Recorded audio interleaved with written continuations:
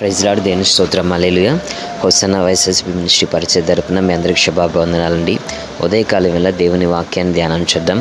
కీర్తన గ్రంథం 36 అధ్యాయం 7వ వాక్యం. దేవా, నీ కృప ఎంతో అమూల్యమైనది, నరులు నీ రెక్కల నీడను ఆశ్రయించుచున్నారు. అట్టి కృప ప్రభు మీ అందరికి అనుగ్రహించునుగాక.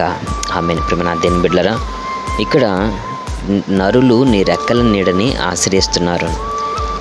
దావీదు ఏంటి ఇలా మాట్లాడుతున్నారని ఆలోచిస్తే, కోడి పిల్లల్ని కోడి తన రెక్కల చాటుకి ఆపద వచ్చినప్పుడు ఎలా అయితే చేర్చుకుండిద్దో, ఆపత్కాలమున దేవుడు తన బిడ్డలకి సహాయకుడై వారి ఎదుటున్న చీకటిని వెలుగుగా మార్చుటకు ఆయన సమర్థుడగు దేవుడై ఉన్నాడు. హల్లెలూయా. ఉదయకాలం వేళ ఈ వాక్యం ఉంటున్న నీవు దేవుని చేత కాపాడబడినట్లుగా ఆరోగ్యకరమైన ఆయన రెక్కల క్రిందకి నీ మనస్సు యొక్క ఆలోచనలు నడిపించబడుతున్నాయా అనేది ఒకసారి ఆలోచించాలండి.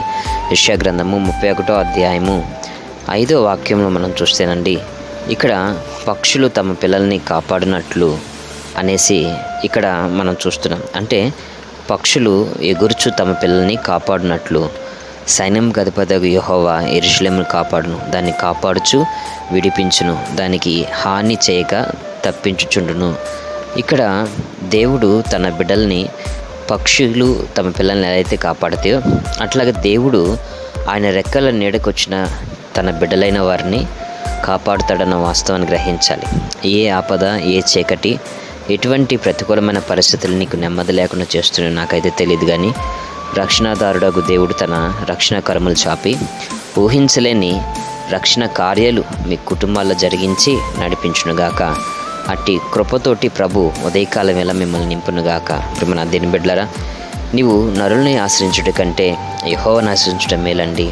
కాబట్టి నీ ఉదయకాలం వేళ నీవు దేవుని యొక్క రక్షణను కోరుకున్నట్లయితే దేవుడు తన యొక్క ప్రాకారం కలిగిన కృపతోటి నింపి నేను నడిపిస్తాడన్న వాస్తవాన్ని గ్రహించాలి. ప్రాకారం కలిగిన పట్టణంలో క్షేమం ఉంటుంది. ఆరోగ్యకరమైన రెక్కల నీడలో నీకు క్షేమం ఉంటుంది. అటు క్షేమకరమైన కృపతో నా ప్రభు ఉదయకాలం వేళ మిమ్మల్ని నింపి తృప్తిపరిచి ముందుకు నడిపించునుగాక.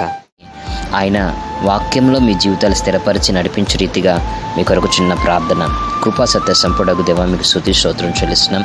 అయా, మేలైన అనుభవాలు కొన్ని నీ బిడ్డలతో మాట్లాడుకోవడానికి కృప ఇచ్చావు, నీకు స్తోత్రం. ఈ వాక్యం ఉంటున్న నీ బిడ్డలైన వారిని అన్ని విషయాల్లో ఆశీర్వదించు, దీవించు, నలుదిశలా కృపతో నింపి నడిపించు. ఆ రీతిగా ఊహకందని మేలులు నీ బిడ్డల జీవితంలో జరిగించు.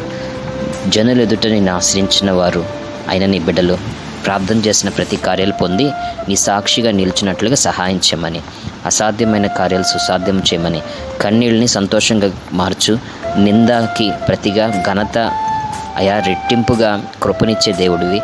నీ బిడ్డల జీవితాలని ఆశీర్వదించు, దీవించు, కృపాక్షేమాలతో నింపమని నజరుడైన యేసుక్రీస్తు ప్రశస్త నామమున ప్రార్థిస్తున్నాం తండ్రి. ఆమేన్. తండ్రైన దేవుని ప్రేమ, తన కుమారుడైన యేసుక్రీస్తు కృప, ఆదరణకర్తైన పరిశుద్ధాత్మ దేవుని అన్ని సన్నిధి సహవాసం కృపయు ఈ వాక్యం విన్న ప్రతి ఒక్కరికి తోడయండి. మేలైన జీవితానుభూతిని స్థిరపరిచి నడిపించునుగాక. ఆమేన్, ఆమేన్, ఆమేన్.